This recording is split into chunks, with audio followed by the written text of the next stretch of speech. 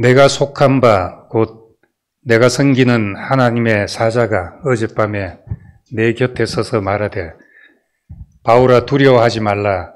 네가 가이사 앞에 서야 하겠고 또 하나님께서 너와 함께 항해하는 자를 다 네게 주셨다 하셨으니 그러므로 여러분이여 안심하라. 나는 내게 말씀하신 그대로 되리라고 하나님을 믿노라. 아멘. 우린 사도행전을 통해서 이 복음의 여정을 함께 들여다보는 것만으로도 의미가 있습니다. 그 예수 그리스도 사건이 어떻게 우리에게 흘러왔는가 하는 그 통로를 우리에게 보여주고 있습니다. 이 제목을 오늘 목적이 이끄는 삶이라고 했는데 이건 인기 있는 책 제목입니다. 기독교인들이 많이 사본 책 제목인데 보니까 내용은 별로 추천할 만한 내용이 아닌데 제목은 마음이 들어서 제목을 표절을 했습니다. 근데 제목을 표절하는 거는 표절에 안 걸린다 그러더라고요. 내용은 걸리지만 그래서 제목만을 땄습니다. 바울은 어떻게 이 수없이 죽을 고비를 넘기고 로마까지 갔는가? 그 이유는 하나님이 이 사람에게 목적과 계획을 두셨기 때문이라고 말할 수 있습니다. 하나님이 이 바울을 가이사 앞에 세우려 하시려고 했기 때문에 그래서 로마까지 가야 했던 것이죠. 이런저런 환경과 장애물들이 있었지만은 그런 것은 그냥 지나가는 변수로 여길 수가 있었습니다. 그래서 가장 중요한 것이 있으면은 다른 것은 이제 이럴 수도 있고 저럴 수도 있는 변수가 됩니다. 사도행전 27장부터 이제 4차 전도 여행이라고 이름을 붙였는데 실제로는 로마로 이송되는 과정입니다. 로마로 이송되어서 로마까지 도착하는 과정이 27장, 28장 두 장이 있습니다. 27장은 한 장 전체가 지중해를 항해하면서 가이사랴에 2년 동안 구금되어 있다가 거기서 로마로 가기 위해서 지중해를 항해하는데 만난 그 풍랑과 죽을 고비를 넘긴 그런 사건입니다. 이건 영화로 만들면 27장 한 장만 가지고 한 편 영화를 아주 재밌는 영화를 찍을 수 있는 그런 소재입니다. 근데 제가 이걸 재밌게 이야기할 수 있는 재주가 없어가지고 죄송한데 전에 한번 사무엘 하 할 때 밧세바 이야기를 했는데 다 듣고 나서 그때 미랑 자매가 어떤 자매인지도 잘 모를 때 미랑 자매가 이렇게 재밌는 이야기를 저렇게 재미없게 할 수 있는 세기의 사건인데 그래서 제가 그전부터 알고는 있었지만 다시 한번 주제 파악을 확실히 하고 오늘도 이 스릴 있는 이야기를 저는 과학책 읽듯이 읽더라도 스릴 있게 느끼면 좋겠습니다. 이 가이사랴에서 이 지도를 한번 띄워주시기 바랍니다. 잘 안 보이시는 분은 우리 그 단톡 공지방에 지도를 한 장 올려놨습니다. 가이사랴에서 로마까지 가는 길은 돛담배로 가는 것이니까 이제 요즘 정말 땅끝까지 가는 것보다 더 힘든 여정일 수 있습니다. 근데 사도행전 19장 21절에 보면은 바울이 예루살렘으로 가기로 결심하고 내가 예루살렘을 방문한 후에 반드시 로마도 꼭 볼 것이다. 이렇게 이야기를 했습니다. 예루살렘으로 가는 길에 다들 말렸습니다. 그리고 이제 얼굴을 더 못 볼 거라고 생각하고 왜냐하면 거기 가면 거의 이제 유대인들 손에 죽을 것이 뻔하기 때문에 그래서 다들은 이제 죽을 걸로 생각하고 눈물을 흘리면서 작별을 하고, 그렇게 해서 가는데, 바울은 계획이 있었습니다. 예루살렘 방문한 후에 반드시 로마도 꼭 볼 것이다. 로마까지 갈 것이다 하고 했습니다. 근데 정말 예루살렘에 가서 죽을 뻔 하다가, 겨우 천부장이 개입해서 말려서, 이제 병사들이 들어서 이렇게 옮길 정도로 그 위급한 상황을 만났습니다. 근데 그런 고비를 넘기고 어쨌든 2년 동안 구금되어 있다가 로마로 가게 됐습니다. 모양새는 죄수의 몸으로 이제 백부장의 인솔 아래 로마로 호송되는 것이지만은 실제는 바울은 사명을 가지고 로마로 향하고 있었습니다. 근데 여기는 백부장 율리오가 나오는데 이 바울에게 굉장히 호의를 베푼 사람입니다. 성경에 나오는 백부장들은 다 좋은 사람인지 백부장 고넬료도 있고 십자가 밑에서 예수님을 보고 저는 진실로 하나님의 아들이었다는 백부장도 있고 또 종의 하인을 치료하기 위해서 예수님을 불러서 이만한 믿음을 보지 못했다고 칭찬들은 백부장도 있습니다. 백부장은 다 좋은 사람인지 하여튼 예수의 이 백부장이 바울을 살리는 데 또 중요한 역할을 하고 있습니다. 여기 동행하는 사람을 보면은 27장 1절에 우리가 배를 타고 이달리아에 가기로 작정되며 했으니까 이 우리 속에는 다시 누가가 포함이 되지요. 사도행전에 이제 몇 군데 이제 우리라는 말이 나옵니다. 이때는 이제 누가가 들었다는 것을 볼 수 있습니다. 그리고 2절에 보면은 마게도냐의 데살로니가 사람 아리스다고도 함께 가니라 했습니다. 이 로마로 가는 여행에는 이 아리스다고만 언급이 되어 있습니다. 다른 사람은 언급이 안 되고 이 사람을 보면은 이 사람이 성경 어디에 나오는가를 찾아보면 참 신기한 사람입니다. 바울이 가장 힘들 때마다 이 사람 이름이 나옵니다. 예배소에서 소요가 일어나서 폭동이 일어나서 바울과 그 일행을 잡아 죽이려 할 때 제일 먼저 붙잡힌 사람이 이 아리스다고입니다. 그리고 20장에 바울이 이제 작별하고 예루살렘으로 가려고 할 때 동행했던 사람이 아리스다고고 다시 이제 27장에 로마로 가는 길에 유일하게 언급되어 있는 사람이 아리스다고입니다. 다들 이제 예루살렘으로 가면 다시 못 본다고 슬퍼할 때 이 아리스다고는 예루살렘으로 가는 길을 동행했습니다. 이 사람이 뭘 했다는 이야기는 성경에 거의 나오지 않는데 늘 바울과 함께 있었다는 이야기만 나옵니다. 마지막에 이제 골로새서 4장 10절에 보면은 나와 함께 옥에 갇힌 아리스다고 에게 무난한다 이런 말이 나옵니다. 로마 감옥에 같이 갇혀 있습니다. 정말 죽을 때도 같이 가고 옥에도 같이 가는 그런 사람이었죠.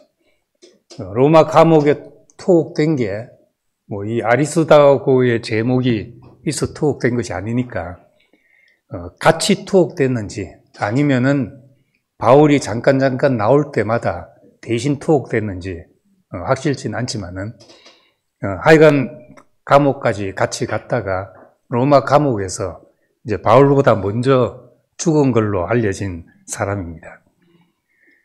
바울처럼 선교 주역도 아니고 누가처럼 뭐 주치의도 아닙니다. 누가만 해도 얼마나 요긴한 사람이었겠습니까? 가는 곳마다 얻어맞아가지고 매일 약을 발라줘야 되고 했으니까 누가란 사람이 꼭 필요했죠. 근데 아리스다고는 어디에 쓰는지는 모르는데 어떤 용도인지 모르는데 항상 가장 힘든 자리에 이 사람 이름이 바울과 같이 있었다고 나오는 그런 사람입니다. 그러니까 힘든 시간 옆에 있어주는 사람이 얼마나 그게 큰 위로인지 모릅니다. 죽을 수 있는 위험한 자리에 항상 같이 있었으니까 이 사람은 바울과 함께 죽을 각오를 하고 살았을 겁니다. 묵묵히 고난받는 바울과 함께 했던 사람, 이제 그렇게 기록될 수 있는 사람입니다. 이 사람은 뭘 한 게 없고 별로 사람들의 기억 속에도 없는 사람이지만은 우리가 깊이 사도행전을 보면은 참으로 바울에게 큰 힘이 되었던 사람이겠구나 이렇게 알 수 있습니다. 그리고 이제 겨울 지중해 항해를 하는 이야기가 나오는데 이 누가의 의사라 꼼꼼한 의사라 그런지 누가의 이 디테일함에 이 읽기가 참 힘듭니다. 재미있게 읽는 사람도 있는데 우리 자매는 문학 소녀라 가지고 이런 걸 재미있게 읽는데 저는 읽으면서도 뭐 이걸 어떻게 다 기억할 수 있냐 싶은 생각으로 봤습니다. 가이사랴에서 시돈으로 배 타고 가서 거기서 구브로 해안길을 따라서 무라라는 데 가서 거기서 큰 배를 타고 뭐 가다가 니도를 지나서 뭐 미항에 이르러서 또 베닉스로 가다가 뭐 이렇게 상세하게 그 길을 기록하고 있습니다. 누가는 우리에게 역사 공부를 시키려고 한다든지 또 지중해 지리 공부를 시키려고 이렇게 기록한 것은 아닐 겁니다. 근데 누가는 지금 바울을 따라가면서 표면적인 행로보다 그 바울의 마음이 누가에게 보여지지 않았겠나 하는 겁니다. 지난번에 21장에서도 이제 밀레도에서 에베소 장로들과 작별하고 예루살렘으로 갈 때, 배 타고 갈 때 구브로 섬을 오른편으로 두고 지나가더라 하는 이야기를 합니다. 이런 것이 바울의 심정을 읽어내는 누가의 표현 방식이었을 것입니다. 지금 맞바람을 피해 해안길을 의지하고 항해를 하다 보니까 이제 다시 구브로 이제 구브로 섬을 왼편에 두고 길리기아와 또 그 옆에 있는 밤빌리아 이런 곳을 지나서 갔다는 이야기를 합니다. 이곳이 길리기아는 바울의 고향이었습니다. 그리고 구브로는 지난번에도 말씀했듯이 바나바의 고향이고 바울의 첫 선교지입니다. 밤빌리아도 1차 선교 여행 때 돌아다녔던 곳입니다. 이곳을 이제 정말 마지막이 될 수도 있는 자리에서 태어난 곳과 지나온 것을 자기 인생을 쏟아부었던 곳을 지나면서 그 바울이 가졌던 심정이 얼굴로도 나타나지 않았겠습니까? 이 누가는 이제 그런 것을 기술했다고 우리가 보여줍니다. 자기가 태어난 곳, 선교한 곳, 자기 대부분의 인생이 쏟아부어진 곳, 이것이 마치 이제 주마등처럼 펼쳐지는 그런 여행길이었습니다. 어쩌면 이제 하나님의 마지막 안배, 마지막 선물이라고도 할 수 있고, 지구를 여행하는데 마지막 자기가 살았던 길을 다시 되돌아가는 인생 마지막 여행이 될 수 있는 항해에서 자기 살았던 자리를 쭉 뒤돌아가는 이제 그런 여행길이었습니다. 이걸 지나면서 이제 빌립보서 1장 8절에 말씀한 대로 빌립보 지역에 있는 그리스도인들을 향해서 내가 예수 그리스도의 심장으로 너희 무리를 얼마나 사모하는지 하나님이 내 증인이시라. 이 마음이 지금 이 배를 타고 가면서도 사람들을 생각하며 이런 마음이 나왔을 것입니다. 그 다음에 이제 무라라는 곳에서 배를 갈아탑니다. 이탈리아로 가는, 여기는 이제 큰 배를 타야지 지중해를 항해할 수 있기 때문에 이탈리아로 가는 알렉산드리아 배를 탔다고 이야기를 합니다. 그 알렉산드리아 배는 이제 이집트에 있는 이집트 쪽이죠. 그곳에 배니까 이집트에 곡물을 실어서 로마로 나르는 그런 배입니다. 그리고 이 배에 뒤에 보면 276명이 탔다 하니까 이제 보통 큰 배가 아니죠. 보따리 장사도 있을 것이고 그 짐들을 다 싣고 화물을 싣고 가는 배니까 뭐 세월호 이상 배 아니었겠나 싶습니다. 그런 배를 타고 가는데도 그때는 이제 바람을 이용해서 가는 길밖에 없으니까 겨울에는 지중해 항해가 그 당시 금지되어 있다고 합니다. 워낙 바람이 세고 그래서 무라에서 해안길을 따라가다가 바람이 심해서 다시 그걸 바람막이로 해서 미항이라는 곳에 도착했습니다. 순풍이 불었다면 이제 바로 로마로 갈 배인데 미항이라는 곳에서 이제 더는 갈 수 없기 때문에 이제 여기는 작은 데고 조금만 더 가면은 베닉스라는 이제 겨울 한 3개월을 지낼 수 있는 그런 곳이 있기 때문에 조금 더 가서 이제 거기서 겨울을 나고 로마로 가자 이제 이렇게 얘기가 되고 있었습니다. 그때 이제 바울은 10절에 보면은 이상한 예감이 들었습니다. 여러분이요, 내가 보니 이번 항해가 하물과 배만 아니라 우리 생명에도 타격과 많은 손해를 끼치리라 하되, 그러니까 이 말은 배가 이번 항해는 파선할 수도 있다. 위험하니 더 가면 안 된다는 얘기를 냈습니다. 그런데 11절에 백부장이 선장과 선주의 말을 바울의 말보다 더 믿더라. 왜냐하면 선장과 선주는 이 지중해 항해에 경험이 풍부한 사람이고 큰 배를 운영한 사람이니까 그 말을 더 믿게 되겠죠. 백부장이 여기서는 제일 높은 사람인지 이 사람이 결정을 했는지 이제 가자 이렇게 됐고, 또 그 배에 있는 사람들도 그 베닉스에서 겨울을 지내자 하는 사람이 더 많았다는 겁니다. 예, 그러니까 당연히 이제 가게 됐죠.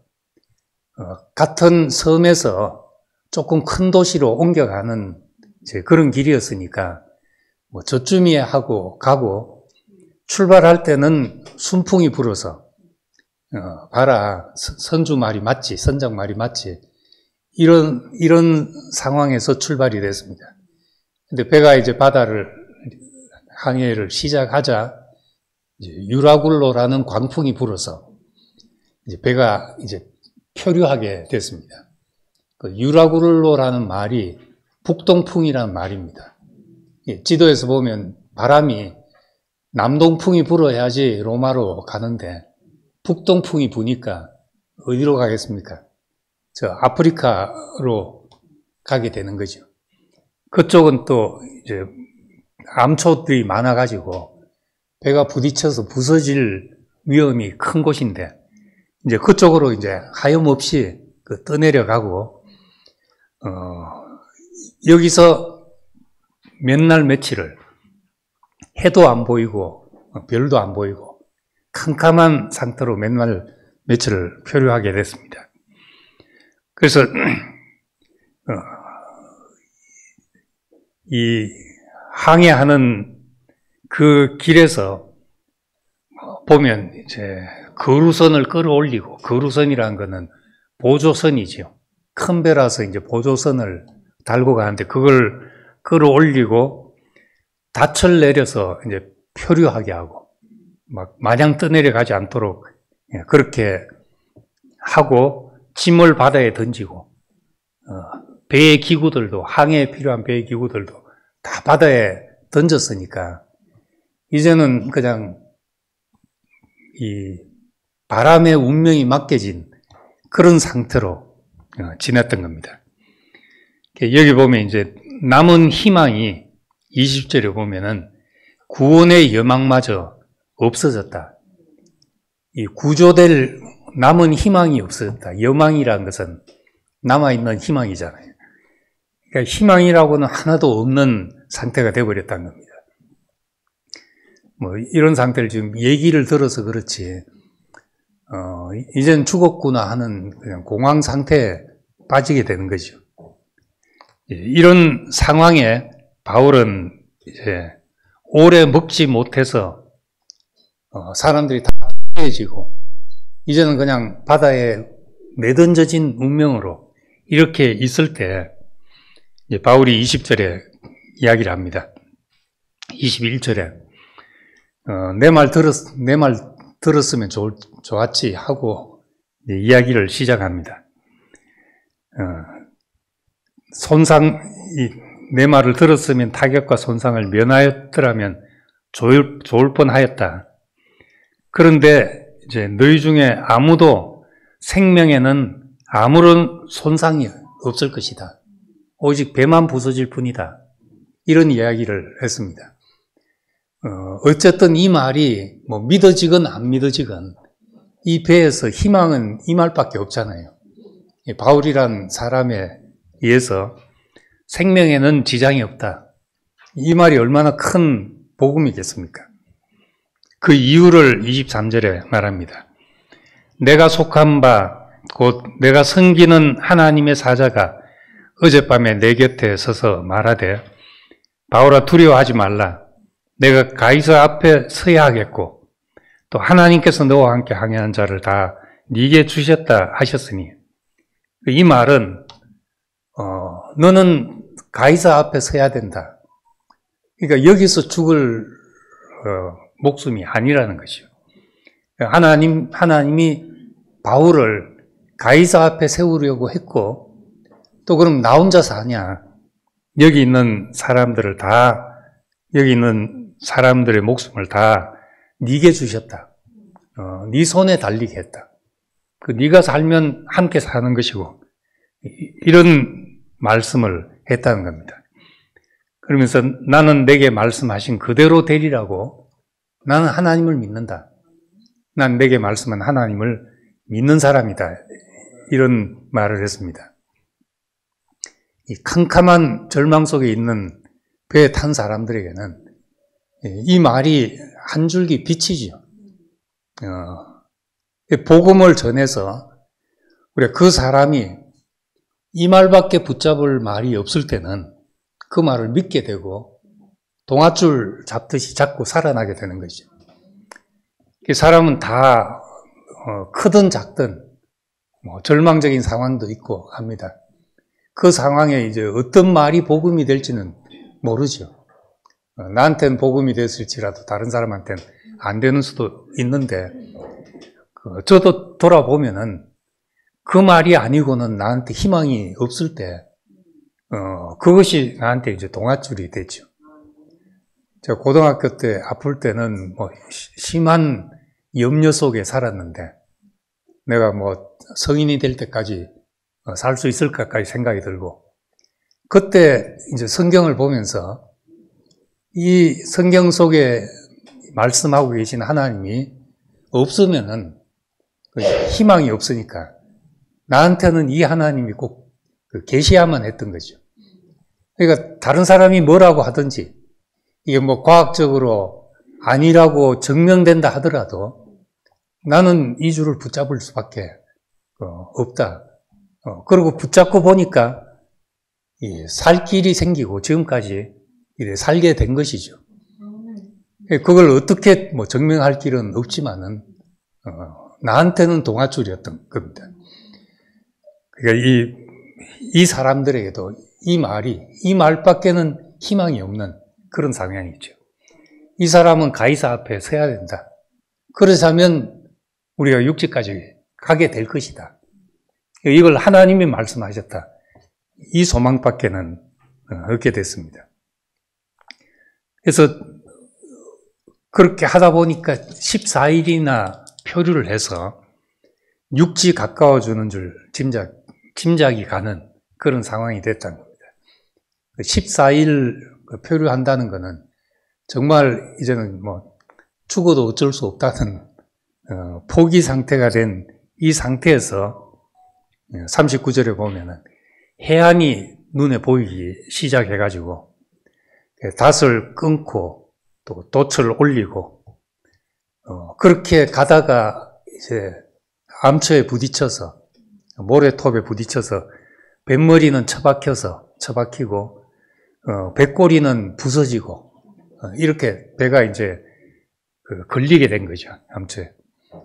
그래서 사람들이 이제 배를 타고 이제 막 헤엄쳐서 도망하려고 육지로 건너가려고 할 찰나에 거기 있던 군인이 죄수들이 도망갈 수 있으니 다 죽여버리자 했는데 백부장 율리오가 바울을 생각해서 바울을 지키기 위해서 죄수들을 다 살려두자, 이제 그걸 다 죽이자는 것을 금하게 됐습니다. 그러니까 바울 때문에 이 죄수들이 다 살게 된 거죠.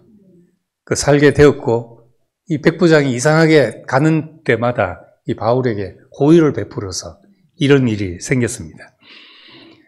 그래서 여기서부터는 이제 헤엄칠 수 있는 사람은 헤엄쳐서 건너가라. 헤엄 못 치는 사람은 판자 조각을 붙들든지 뭐 짐을 잡든지 해서 이제 가라 해서 276명이 이제 다 살아서 건너가게 됐다는 겁니다. 한 사람이 살아야 했기 때문에 276명이 다 살았던 거죠. 우리는 뭐 이걸 어떻게 해석할 수 있지만은 성경이 보는 관점은 이 한 사람이 살아야 됐기 때문에 배에 있는 사람이 다 살게 됐다 하는 이야기입니다. 요나서를 보면은 요나 한 사람 때문에 풍랑을 만나서 다 죽게 됐잖아요. 요나 한 사람을 바다에 던지니까 나머지가 다 살게 되는데 여기는 또 반대 상황인 것입니다. 이 사람이 살아야 했기 때문에 이 풍랑 속에서도 이 사람들이 다 육지까지 오르게 됐습니다. 이 오른 섬이 이제 성경에서 이제 멜리데 섬이라고 지금 있는 지형으로는 이제 몰타라는 곳에 도착을 했습니다. 이 히브리서 6장에 보면은 두 가지 변치 못할 사실이 있다. 하나는 하나님이 우리에게 약속하셨다는 것이고 다른 하나는 그 약속을 자신을 두고 맹세하셨다는 겁니다. 자기보다 더 큰 자가 없기 때문에 자기를 두고 맹세하셨으니까 하나님이 약속하셨고 이 약속을 맹세로 보증하셨다는 것이 이 소망이 우리 영혼의 탁 같아서 우리를 휘장 안으로 들어가게 된다. 우리를 소원의 항구로 인도하게 된다. 이런 말을 합니다.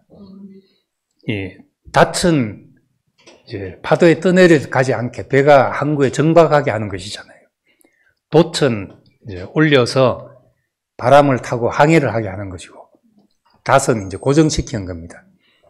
우리 인생이 어디에 고정되어 있어야 하냐?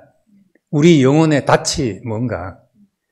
그것은 하나님의 약속, 그리고 이것은 변할 수 없는 하나님 자신을 두고 맹세하셨다는, 맹세로 보증하셨다는 그 사실에 우리 인생의 근거를 두면은 이제 풍랑 속에서도 우리는 내가 살 이유가 있다는 것을 알게 될 것이고, 아니면 우리는 이 세상의 그 풍랑에 늘 떠밀려 다니는 인생으로 살 수밖에 없게 됩니다. 이 선주와 선장, 여기에 타고 있는 뭐 보따리 장사들, 배를 타고 항해하는 많은 사람들, 요즘처럼 뭐 관광을 그렇게 다녔겠습니까? 다 돈이 있는 곳을 따라다녔던 사람들일 겁니다. 근데 그것을 쫓아가는 사람들은 결국 이 망망대해에 태풍에 이리저리 떠밀리는 난파선처럼 이게 그들의 인생인 것이죠. 그 인생에 이 난파선은 그냥 배 따로 사람 따로가 아니라 이 광경이 바로 배를 탄 사람들의 그 인생 모습인 겁니다. 근데 여기에 한 다른 사람이 올라탄 것입니다. 그 사람은 하나님이 이 사람에게 목적을 두셔서 목적에 이끌리는 사람이었으니까, 목적이 이끌어가는 사람이었으니까 이 사람으로 인해서 이 태풍을 만난 사람들이 다 살 수 있게 되었다. 27장을 그렇게 볼 수 있습니다. 가이사 앞에 서야 한다는 이 목적이 이끄는 바울. 예루살렘에 간 후에 내가 꼭 로마를 가볼 것이다. 이렇게 했던 이제 그 살아야 할 이유가 있는 한 사람으로 배에 탄 모든 사람들이 살았습니다. 바울 한 사람을 살리려고 또 제수들 모두를 살리게 된 것이죠. 그래서 우린 이제 한 배를 탔다 이렇게 말할 때는 운명 공동체를 말할 때 그 말을 씁니다. 우리도 이제 한 배를 탄 사람이죠. 성향도 다르고 성격도 다르고 뭐 좀 더 깊이 파보면 다 다를 수 있습니다. 그렇지만 한 가지 우리 인생에 두신 우리가 탄 한 배, 우리의 방주, 그 예수 그리스도 안에서 하나님의 모든 약속을 하나님이 이 한 사람 안에 두셨고, 이 사람 안에서 그 약속이 다 성취되게 하셨다는 겁니다. 그래서 하나님은 이 배에 탄 우리를 살게 하시는 이유가 있다면 예수 그리스도의 부활의 증거가 되게 하려고 그렇게 살게 하시는 거죠. 이제 부활절인데 부활절 절기를 지키는 일도 필요하겠지만 우리가 부활의 증거가 되는 겁니다. 예수가 죽었다가 다시 살아났다. 이걸 어떻게 믿겠냐 하는데 우리가 저 사람을 보면 저 사람은 죽음 가운데 일어난 사람이다. 저 사람을 보면 부활이 있다고 말하지 않을 수 없다. 이렇게 증거가 되는 사람이 되게 하려고 예수 안에 이 배를 타게 하신 것입니다. 우리 한 사람이라도 이 이유로 하나님 앞에 살아야 될 이유를 가진 사람으로 살면 배에 놀러 왔든 장사하러 왔든 다 살 수가 있는 것이죠. 소돔과 고모라에 의인 10명을 찾으신 것처럼 우리가 다 이런 목적을 가지고 다 또 반듯하고 다 그럴 수는 없지 않겠습니까? 나로 인해서 우리 한 사람으로 인해서 내가 있는 곳이 다 살 곳이 된다. 이런 소망이 있다면은 얼마나 축복이겠습니까? 이 로마로 가는 알렉산드리아 배, 이곳은 평소에 거의 물건을 사고 팔고 하는 이 일로 지중해를 오가는 사람들이었습니다. 여행으로 풍랑을 안 만났을 뿐이지 이 풍랑 만난 이 상황, 풍랑을 만나서 표류하는 그 상황이 그것이 이제 이들의 인생이었던 것이죠. 근데 우리는 이 배에 올라타서 이 배를 건진 사람이 되었듯이 우리는 물론 교회 공동체도 우리는 어떤 사람으로 인해서 우리는 함께 사는 곳이 되지만은 나가서 가정도 사회도 내가 있는 곳이 내가 있음으로 인해서 그곳이 하나님이 지켜야 될 이유가 있는 곳이 된다면은 우리 인생으로는 더 없는 축복이 될 것입니다. 그래서 세상에 어떤 일이 생길 때 그리스도인이라고 일을 안 당하고 또 안 믿는다고 당하고 이런 법칙은 세상에 없지만은 그럴지라도 우리가 가지고 살아야 돼. 내가 하나님 앞에 살 이유가 있는 사람이 되어서 그리스도의 증인으로 부활의 증거를 위해서 우리가 필요한 사람이 될 때 우리는 이 유라굴로 광풍을 지나서 그 함께한 사람들을 다 살게 하는 사람으로 살게 될 것입니다. 기도하겠습니다. 아버지 하나님, 우리에게 살아야 할 이유를 주시고 그 이유가 우리 영혼의 닭 같아서 우리를 하나님 목적 안으로 인도하시고 풍랑에도 흔들리지 않는 사람이 되게 하신 것을 감사드립니다. 예수 그리스도의 죽음과 부활의 증인으로서 주님의 부활에 우리가 증인이 되기를 원합니다. 우리는 주님께 필요한 날까지 하나님께서 우리를 필요로 한 날까지 우리를 주실 것이고 주님께 필요한 만큼 우리에게 삶을 주실 것을 믿습니다. 바울이 살아야 했기 때문에 배에 탄 모든 사람이 살 수 있었듯이 여기 모인 형제 자매들로 인해서 이 세상이 살 수 있는 곳이 되기를 원합니다. 예수님 이름으로 기도드립니다. 아멘.